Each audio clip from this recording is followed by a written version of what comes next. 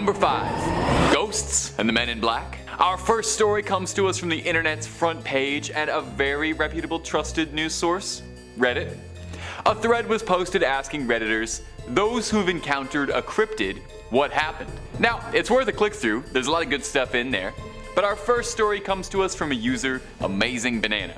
He describes being at a park with his partner, stargazing and enjoying the night.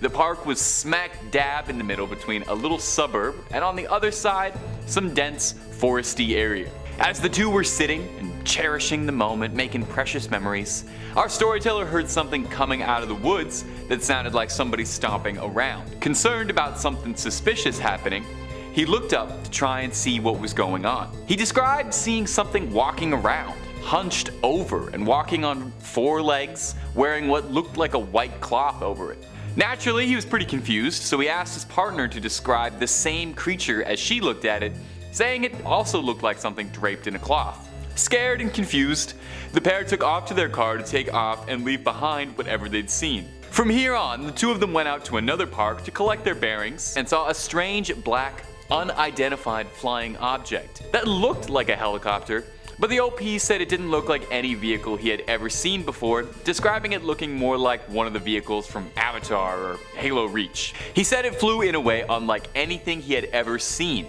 So what exactly was this? Was this a UAP and an extraterrestrial that they encountered in the park? Or perhaps, and this is just speculation on my end, could that have been a cryptid they saw? And the vehicle he saw afterwards was some sort of special government vehicle sent in to collect the sample? Black helicopters and the Men in Black, that kind of deal. The creature described could be something called a kune-kune, a Japanese urban legend of a cryptid that manifests itself as a thin, white sheet like a floating ghost. Now the OP never specified where the post was coming from, so who's to say? We may never know. If you like cryptid videos and you like UAP videos, I have got boxes of cryptid and UAP videos. Just check them out on the channel and hey, toss a subscribe if you're feeling generous. Number 4. The Enfield Horror. Enfield, Illinois was supposed to be just another calm, regular old Midwestern town. Sadly for the residents, it would be plagued by cryptid sightings, its most famous being the one named after the town, the Enfield Horror. The Enfield Horror was described as a short, squat beast with 3 legs, 2 small arms, and bright eyes like flashlights, standing a bit under 5 feet tall. It has leathery, wretched skin and is not the kind of thing you ever want to see. The first spotting of the creature was in 1973 by one Henry McDaniel, a local Enfield resident. One night at around 9:30, McDaniel and his wife returned home to their children, telling them they'd seen something scratching on the door. Later in the evening, McDaniel heard something scratching at the door as well. He went out to see what it was, expecting to see just a neighborhood dog, but instead was greeted by the entity now known colloquially as the Enfield Horror. McDaniel fired at the monster and claims he did hit it, but the beast shrugged it off and hissed back at him, and then bounded away in long leaps across the yard. He reported it to the police, who came to investigate, and they didn't help too much, but what they found was concerning. 6-toed footprints and patterns in a 3-footprint pattern. And later that day, there was another report of someone else being jumped by a creature that seemed remarkably similar to the creature described by McDaniel. And this is far from the only 2 sightings of the Enfield Horror. After this initial encounter, sightings popped up pretty frequently around Enfield. No one ever found the Enfield Horror, and whatever it was has never been confirmed. So it could still be out there. Number 3. Wolfman. Of all the monsters out there, especially like the Universal monsters, my all-time favorite are probably werewolves. I don't really know why, just absolutely loved them. I used to draw them in my homework as a kid all the time. I really wanted to be a werewolf. I was bizarrely obsessed with them, so I'm a sucker for anything about them. Take a listen to this story here. A reporter on BuzzFeed asked the BuzzFeed community if anybody had any interactions with cryptids, and this story shared had me howling. That's a little wolf pun for you. Okay, sorry, let's get into it. One night when there was a blood moon, I decided to try and get some good pictures and went to a secluded spot just outside of town. Pulling in, I noticed a tree had fallen by a nearby creek, right about where you'd park your car to fish. I started setting up my scope and camera, and I heard a lot of rustling around the brush. Coyotes are common enough, and I had my pistol on my hip, so I didn't pay it much mind. The rustling soon became more akin to something violently chasing through the woods. At this point, I stopped what I was doing and shined a light to try and see what it was, but I couldn't see anything. I was off-put by the sounds, so I started to pack in my stuff to leave when I heard some splashing. I turned on my light and I drew my gun, flashing it, and then I saw it. This 6-foot tall thing with what looked like the face of a wolf, but was too big to be a wolf or a coyote. It was as tall as I was. As the light hit it, it growled and charged at me. It barreled forward and disappeared into the cornfield. I left all of my stuff behind, and I came back the next day to find a farmer and some sheriffs. The farmer's sheep had been eaten the night before, so he'd been setting up trail cams and came across all of my things. I told them about what I saw, and they told me it was just a bear. But the tracks were definitely not a bear. Could that have been just a bear, and in a flash of fear and panic, he mistook it for a cryptid? Or could this have been a werewolf sighting? And he should have brought some silver bullets. Number 2, a ningin.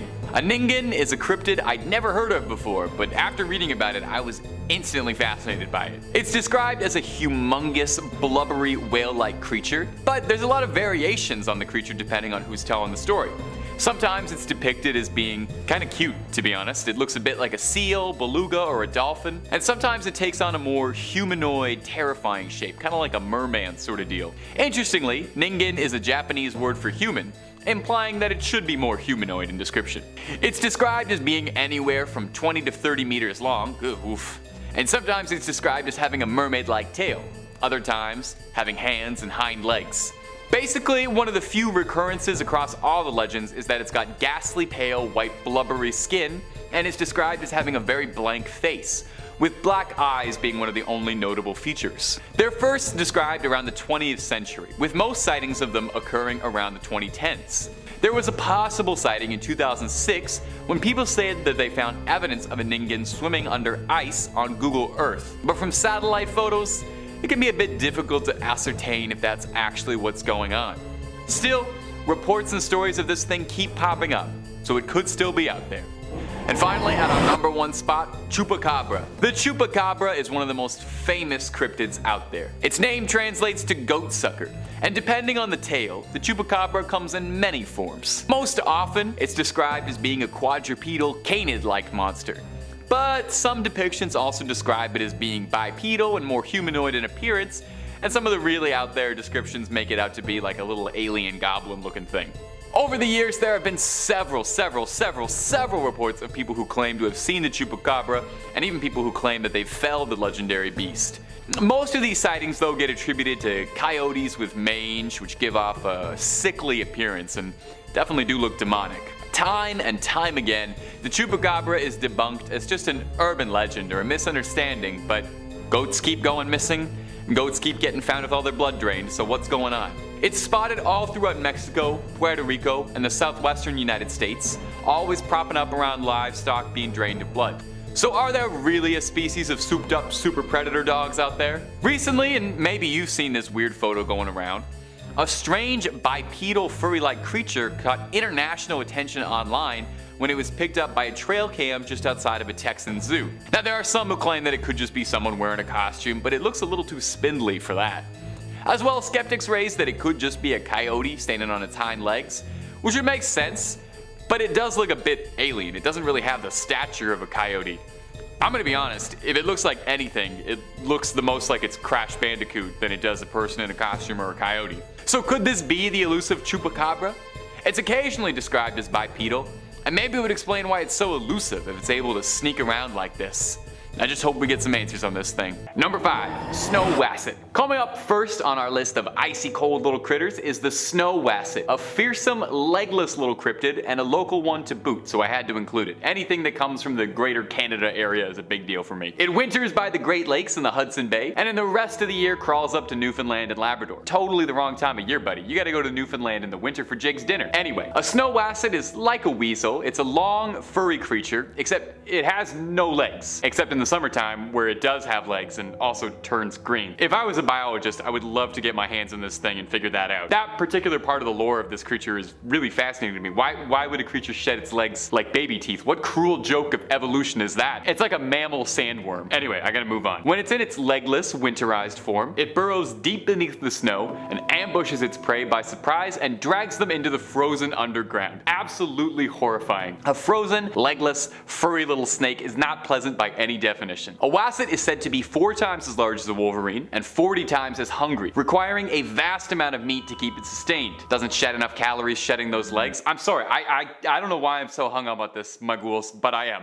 Maybe it's because there's not actually that much information about the snow-wasset out there. Sightings and stories about it date back mostly hundreds of years, and there haven't been too much buzz about them ever since. Perhaps they're extinct. Or perhaps they've all just burrowed under too deep where I can't see them. Either way, the only thing that really stood out for me is they turn green and have no legs, so I'm gonna keep banging on that. And hey, when it's this cold outside, what do you really need to go out for? Stay inside, order some food, turn the heat up, and keep watching Top 5 Scary for the rest of the night. And while you're there, maybe think about tossing a subscribe your way if it's not too much trouble. Number 4, the knucklevy. Coming up next on this list is the knucklevy, a cryptid that I had never heard of before researching for this video. So I hope it's new to you too, and you get to learn something cool. The knucklevy is an old Nordic myth, a demon of the sea appearing as a horrifying demonic, part horse, part man, part thing hybrid. Seriously, this thing is disgusting. It looks like somebody glued a bunch of leftover horse parts and man parts together, and it's completely skinless, leaving its exposed flesh to all the elements to see. Kinda looks like one of those behind the scenes videos of how they make McDonald's chicken nuggets, you know? The knucklevy is said to be trapped in the sea during the warmer months of the year, and then come winter is set free to wreak all kinds of havoc. This thing is pure evil, destroys just by breathing. The horsey head part emits toxic fumes just by opening its wretched maw, and this vapor causes crops to wilt, people to fall ill, and drought soon follows after. I see why they keep this thing locked up for most of the year, because it kinda sounds like a royal nuisance. It's thought that the knucklevy was first created by old Nordic storytellers as a way of rationalizing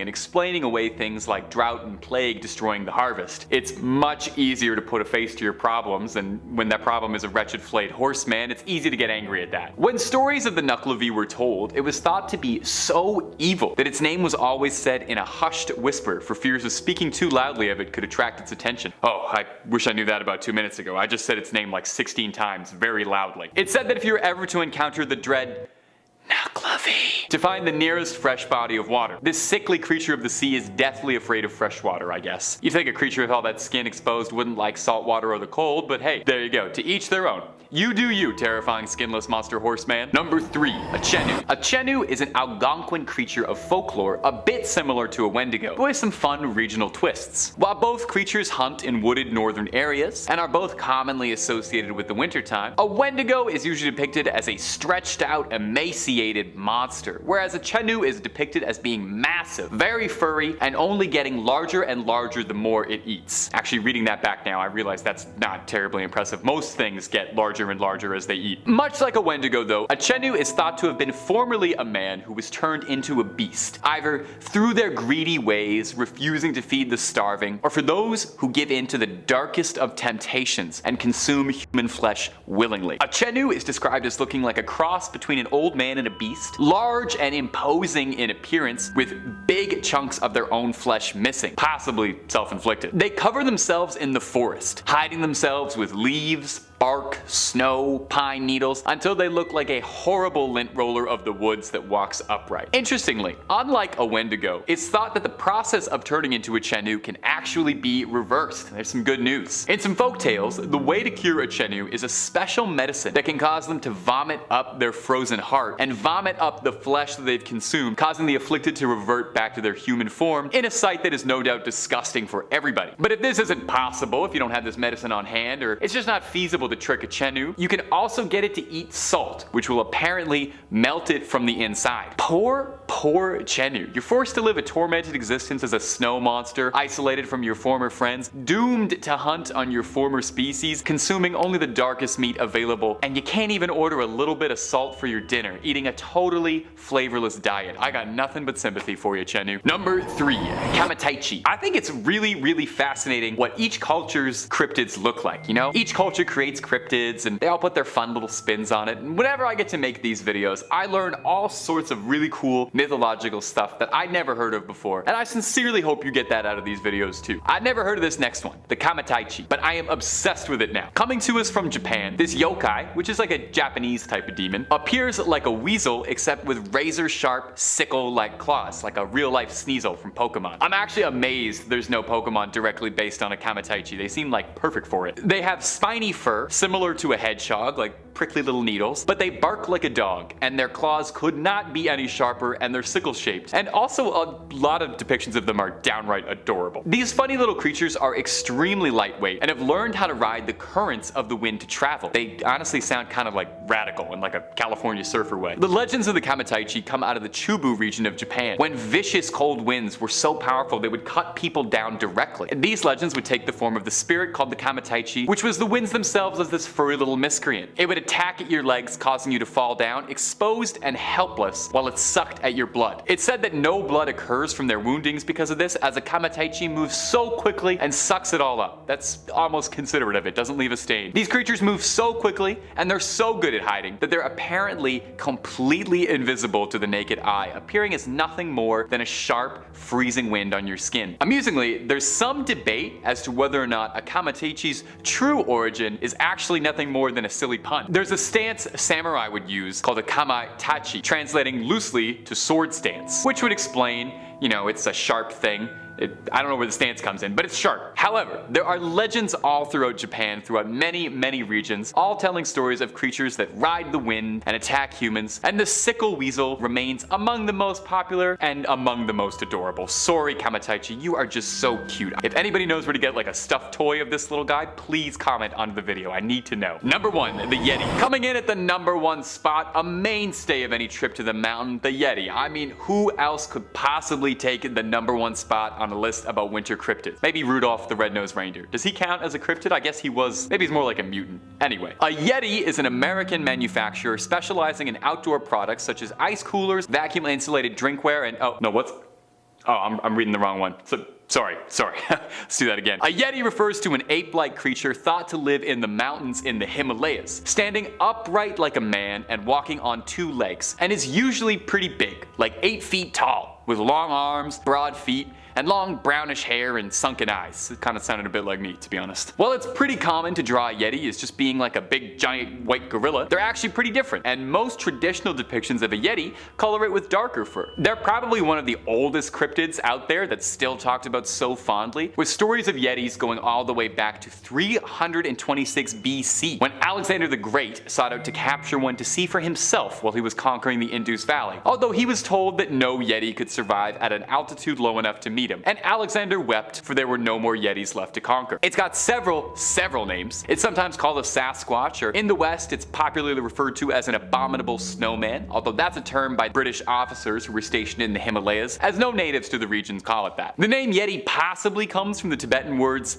yete, meaning a man-like animal, or from meti, meaning bear in some Nepalese and Tibetan dialects, which would make a good bit of sense, as it's thought that a number of Yeti sightings over the years that led to it being such a widely recognized cryptid could actually just be bear sightings being mistaken in the frosty air. In fact, there's a theory that Yeti sightings are from hybrid polar bears that had bred with grizzly bears, which has been recorded to happen, just not really anywhere where Yeti sightings are really made, so kinda up in the air. In Sherpa tradition, it's said that a Yeti is a powerful, mystical being, and a Yeti can choose to whom it will make itself visible to, choosing to only appear to those who believe in it. So if you're ever trekking the Himalayas and worried about an attack, here's a little advice for you: just don't believe in it. Although there are a good number of people who believe that the Yeti are an intelligent enough species that just want to be left alone to their own devices, living peacefully in the mountains. Not so abominable after all. Starting off this countdown, we have the Mothman. The legend of the Mothman is a really freaking eerie one. So the Mothman originates from West Virginia folklore. Apparently, it's a large 10-foot tall gray creature with red glowing eyes and wings, and has the ability to fly over 100 miles per hour, so he's pretty damn fast. This creature has been spotted on a number of occasions. In particular, it's believed that once you see him, bad things are going to happen, so he's kinda like an omen. The first report of this creature was on November 15th, 1966. On this night, 2 sets of young couples drove out to Lover's Lane to get frisky in their cars. It was Roger and Linda Scarberry and Steve and Mary Mallet. That's that's when one of the couples noticed a massive creature with red glowing eyes watching them from afar. The couple, Roger and Linda, freaked out and sped on out of there, but the Mothman followed their car and tried to attack them.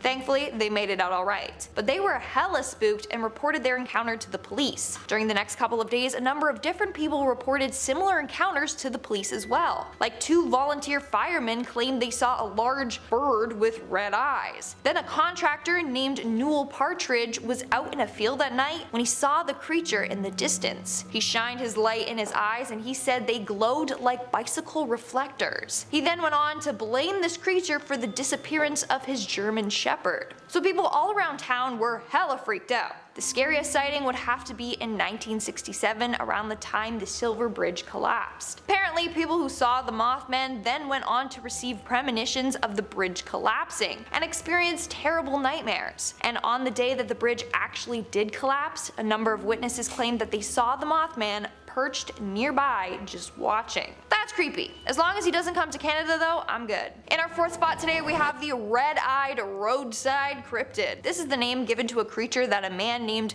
Britton saw one early morning in Texas. So it was June 20th, 2000 at around 1 a.m. He had just gotten off work and was headed home. Now on the route that he takes, he explained that there's this 90-degree turn and you have to go really slow and be careful because sometimes they find cattle out on the road. So he was making his turn when all of a sudden he saw it. And he knew right away it was not an animal of any sorts. This creature had red eyes and was on 2 feet and had black hair all over its body. So Britton, being the curious man that he was, got out of his truck and shined a flashlight at this creature. That's when the creature raised its arm above its head and let out an ear-piercing scream. It then turned around and ran behind a house. So the man immediately got back in his truck and drove away in disbelief of what he just saw. But according to him, he has heard the scream at night before, but he never knew where it was coming from or who or what was making this noise. After doing research, he found out that this creature he saw is related to the Bigfoot. Sounds like it's Bigfoot's noisy younger cousin. Either way, be careful when driving late at night. In our 3rd spot, we have the Shuck. The Shuck is a ghostly black dog from East England legends. Don't be fooled though, this dog is anything but cute, cuddly, and friendly. It's got a thirst for blood. Those who have seen it describes it as a big black hound. Some even say it has red or green glowing eyes. Now this ghost dog is said to terrorize rural towns and villages across the country. The most famous as well as most horrifying encounter would be from 1577. One night a bunch of villagers had to seek shelter in a church during a huge thunderstorm. As they were huddled in there, a big black dog burst through the church door and attacked a man and his son. It also knocked down one of the church's pillars, so a part of it actually collapsed. It then ran out of the church, and as it did, it apparently left scorch marks on the wood of the church floor and door. Those marks are apparently still there today. People were horrified by this encounter, and that's how the legend of the Shuck came to life. In our 2nd spot, we have the Green Beach Monster. This is apparently a very strong and scaly, slimy beast that hunts for prey in Ohio rivers. The first encounter happened to a woman named Miss Johnson and her friend. It was August 21st of 1955, and the 2 ladies were enjoying a swim in a river. One of the ladies was in an inflatable tube, just, relaxing, while Mrs. Johnson swam by. That's when all of a sudden she was dragged underwater. She struggled to free herself, and thankfully she managed to. She resurfaced only to be dragged under again. Thankfully, Miss Johnson managed to free herself once again. She did so by kicking this thing. According to Miss Johnson, the hand that grabbed her was large and hairy and had sharp nails or claws. She also knew that this beast was large and strong just based on the way it grabbed her and pulled her down and held her down. In fact, Miss Johnson was left with multiple bruises and wounds on her leg from this creature. Without this, people probably would have thought that she was just lying. But she had a full-on claw print bruise on her leg. Obviously, the 2 reported the encounter to the police, and that's when they got a visit from an Air Force colonel. He interviewed them both and took very detailed notes. Before he left, he warned the 2 women to never mention this encounter ever again. And I mean, that sounds hella suspicious. As if the government had captured this cryptid and then it escaped and they didn't want people to know. So anyway, they should get one of those memory erasers from Men in Black. You know what I'm talking about, the little ksh. And in a number 1 spot today we have the Jersey Devil. The Jersey Devil is a very famous cryptid said to live in the Pine Barrens region of New Jersey. Legend goes that in 1735 a mother gave birth to a child that she did not want. Her and her husband couldn't afford to raise another child. Apparently she had 12 children already, and after she found out she was pregnant again, she cursed the child and said it was a devil child. In fact, one version of the story, apparently she offered her unborn son to the devil. Anyways, she ended up giving birth to the child and all was well and normal. But as days went by, the kid started to transition into this weird creature. It grew hooves, it had a goat's head and bat wings and a forked tail. It would growl and scream. In another version, the mother was actually apparently a witch and the child's father was the devil himself. And that was the creature that they gave birth to. Either way, it's creepy as hell. So there have been reported sightings of this creature as early as the 1820s. Some say it has a horse's head, long claws, and bat-like wings, whereas others say it looks like a kangaroo with wings. In 1909, that's when this creature terrorized New Jersey. Tons of people were apparently seeing this creature. In fact, due to all the sightings, workers were advised to stay home and schools were closed. Just saying that if they thought that this creature was fake, none of that would have happened, so they were scared for a reason.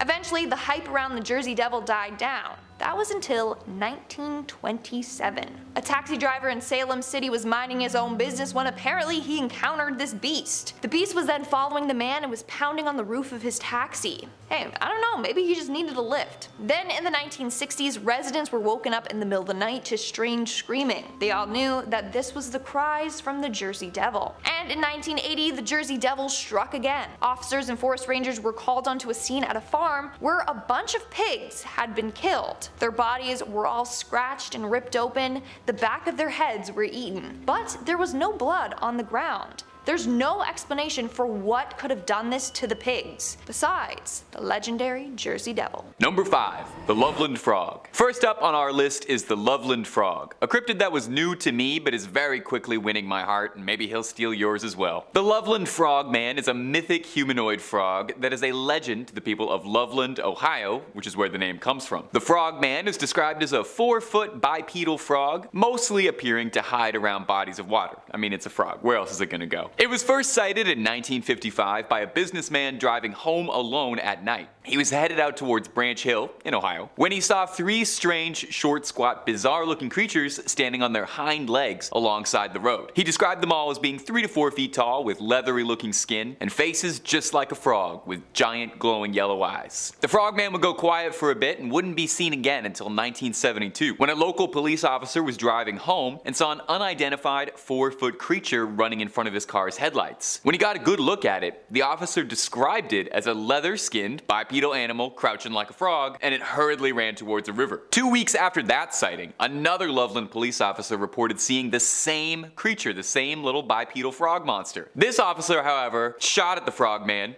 and discovered that what he found was a tailless iguana that had grown unusually large. Now, while for some, that was the end of the Frogman legend, there are still sightings and reports to this day. As recent as 2016, people are still claiming that they see the Loveland Frogman. To the people of Loveland, the Frogman is something of a local hero. They love the guy, and I gotta be honest, I sincerely do too. There's something about this cryptid story that's really doing it for me. There's no stories about him eating anybody, the Loveland Frog monster's not attacking anybody, he's just a happy little frog guy scurrying across the roads. I sincerely hope they're out there. And hey, you having fun on the channel? Drop a subscribe for new scary videos every single day, twice a day. Let's keep on going. Number 4.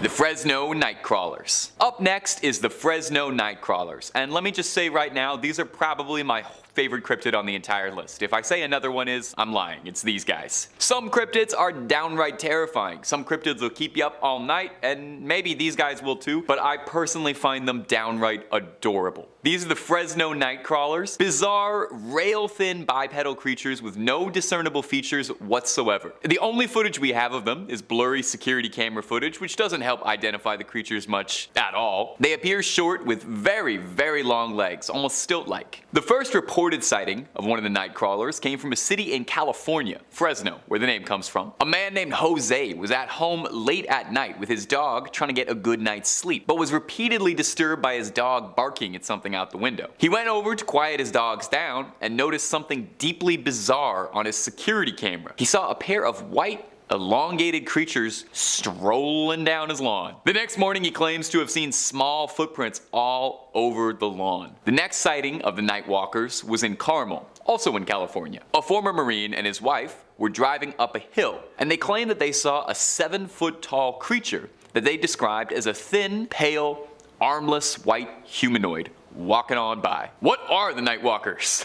They're weirding me out. Are they aliens? Cryptid? Possessed pair of pants? If anyone's got a line, you let us know immediately. Whatever the Nightwalkers are, all I know is that I love them. I think they are downright adorable. I watched a clip of them walking down the hill like 30 times while I was writing this script, so just know that. Number 3, Skinwalkers. Now let's shift to one that's not adorable even a little bit. Skinwalkers are an extremely popular cryptid, a person with the ability to shapeshift into any creature they desire. Sometimes the legends state that in order to shapeshift, they need to molt out of their skin, and in some legends, they have to wear the pelt of the animal they intend to shapeshift into. You know, sometimes skinwalkers are presented as monstrous, sometimes humanoid. The recurring lines through every skinwalker stories, though, is that they are absolutely terrifying, and under no circumstances should you ever look one in the eyes, as it's said that looking one in the eyes will not only draw its attention, but seal your fate. So take a listen to this story from Reddit. This post came to us from a Reddit thread asking, what was the scariest thing that has ever happened to you? And an anonymous Redditor shared this story, and it's probably one of the scariest things I've ever read. Beginning. I was a kid when this happened.